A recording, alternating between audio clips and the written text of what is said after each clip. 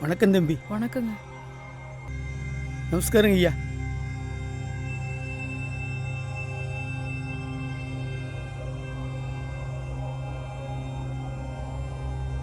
அப்புறம் போனிச்சாமே என்ன பொழுதுள்ள நேரத்தில் நம்மள்ட்ட பாட்பழம் வந்தோம்.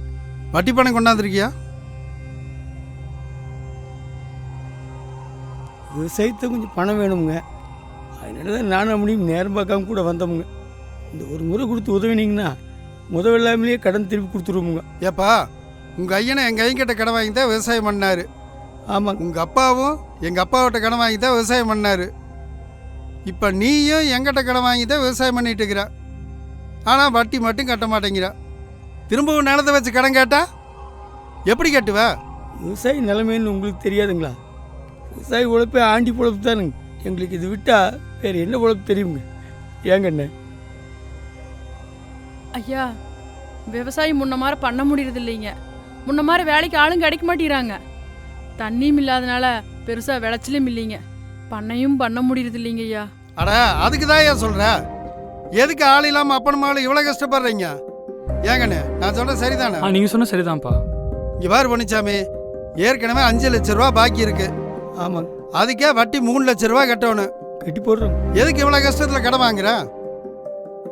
நான் சொல்றது என்னன்னா, வேலை வந்தா வித்து போடு. அப்பா, அவர் மட்டும் இல்லைங்க, அவர் பரம்பரையே நம்ம குடும்பத்துக்கு நல்லா பழக்கப்பட்டவங்க. அவர் வேற யாருக்கும் நிலத்தை விற்கிறதுக்கு நம்மளே அந்த நிலத்தை வாங்கினோம்னா அவங்களுக்கு கஷ்டமும் தீரும், நமக்கும் கொஞ்சம் நிம்மதியாக இருக்கும் இல்லைங்களா? இவ்வாறு பண்ணிச்சாமி, என்ற மகனே சொல்லிட்டான். எனக்கு உன்னை பார்த்தா கஷ்டமாக தான் இருக்குது. அதனால நல்ல வேலைக்கு நானே வாங்கிக்கிறேன்.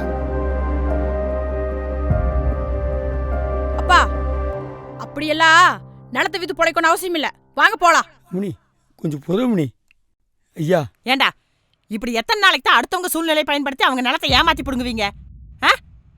கொஞ்சம் கூட மனசாட்சியே இல்லாம. ஏண்டி, உனக்கு அறிவு இல்ல? எந்த காலத்துல இருக்கிறீங்க? இப்பெல்லாம் விஞ்ஞான காலம் ஆகி போச்சு.